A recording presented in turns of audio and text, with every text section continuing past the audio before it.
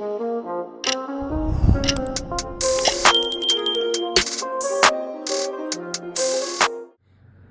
right, guys, we're gonna do the Strike Industries Magwell for the CZ P10F. It's a little hard polymer Magwell. Let's see what comes in the box. All right, that's it there. This was holding the Magwell. I already kind of looked at it. And we're gonna test something out. It says compatibility is with the CZ P10F backstrap small and medium. It's excluding the large. So it says not compatible with the large backstrap, which I normally use. So I'm gonna need to go find the medium at least, because I always have the large on here, which if that's gonna be a problem, I'm just gonna add some grip tape around the edge to bulk it back up. So I'll have to find my medium before. And it says here, please follow torque value below. Installations must be done by a certified gunsmith. Yes, set screw is 10 inch per pounds or 1.13. What is the NM? Is that newtons or something like that? I'm not good with that stuff. But 10 inch per pound, Loctite recommended. That's pretty much all it says. And it gives you the screw that goes in there in the back to hold it, and then the actual key for it. So if you guys haven't done these before, there's a row pin in here that you got to knock out that holds your back strap and essentially is going to hold this also in place. So that's pretty much the only thing. And I guess maybe it doesn't do the large. Maybe we're going to kind of test fit it and see why it doesn't do the large. But let's first go ahead and knock out this pin. I got my block here. All right. So we're going to get the 1/16 punch. I was hoping the 3/32, but that one's too big. And I mean, some people just use masking tape or roll of tape underneath it, anything. Because obviously this pin is going to come out the back, so you need some kind of depth for it to go through. All right, just punch that guy out. That should be far enough to just pull. There we go.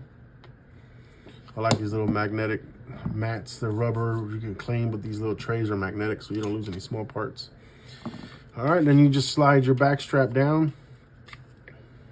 If you guys ever change any back straps, you see these little grooves. You set it on the first one, and then you can just go right back up with it. It goes like right on there like that. Well, at least I thought, right? I'm blind, I can't even see where the damn grooves are. There we go. Or whatever. Got it all the way from the front then, and it just goes all the way up. That's how it works. But I know you can just pop it in here and then go up. So we're gonna take off this large and see why this is not compatible with the large. So see these channels right here? This fits right in there. And we're gonna see sometimes they have a little, there it goes, it just kind of popped right in there.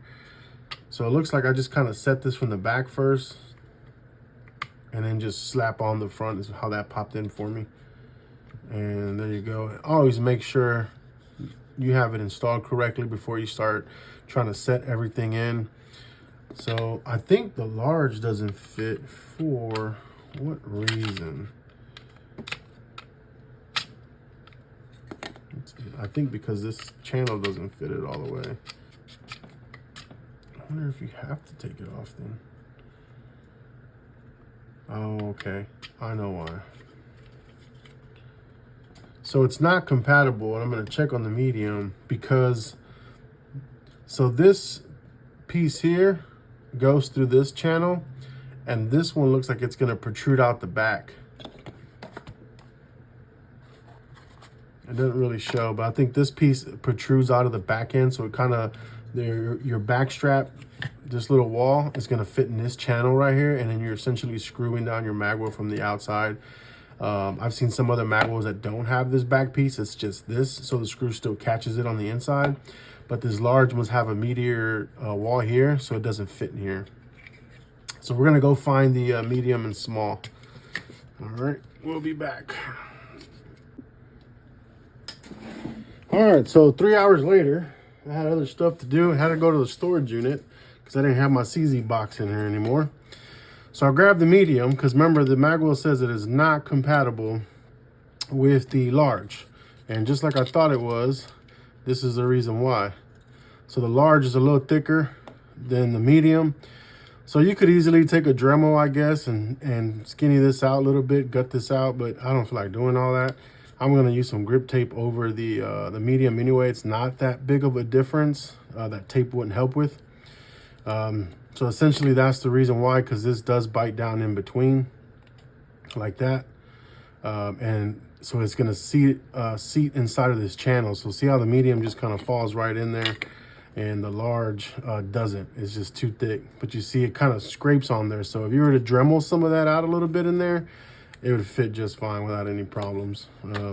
That's really all it is just that little piece, but I don't feel like doing all that. So let's get this guy back on here. All right, so what we want to do here is you want to come from the bottom. As you see this little nub here with the screw hole in here, it's going to basically essentially fit in here. And then we want this outline, all this outline here to match up. So you're going to see how it's pressing down nice and slow. And then this pops in right there. And it's just that easy. And we may have to put this guy on first. Yeah, because otherwise can't really get this one on there like from here. So we're learning as we're going. So we got to put this on first, and then this is going to pop right in. So we switch to the medium, and then this should just pop right in. See how you kind of started here in between? That's why the large doesn't work unless you Dremel it. And let's see if that's going to work for us. So I may get the front started first and then tap in the back. Let's try that instead. All right, so the back is in there, or the front is in there rather. And let's see if we can just tap this little guy in. There we go. So it looks like you may want to try coming from the front first and then either pulling with your thumb back, holding the front down, or I just tapped it with the plastic side and that just kind of popped right in there. All right. Always look at your roll punch hole, make sure everything's aligned before you start hammering that roll punch back in there. But I'm gonna put this screw in first, and I'm gonna live on the dangerous side. Remember, it says it's 10 inch-pounds. I'm just gonna hand tighten for now. It's got blue Loctite. I don't see this coming loose. I usually get it hand tight and then like a quarter of a turn, if that much.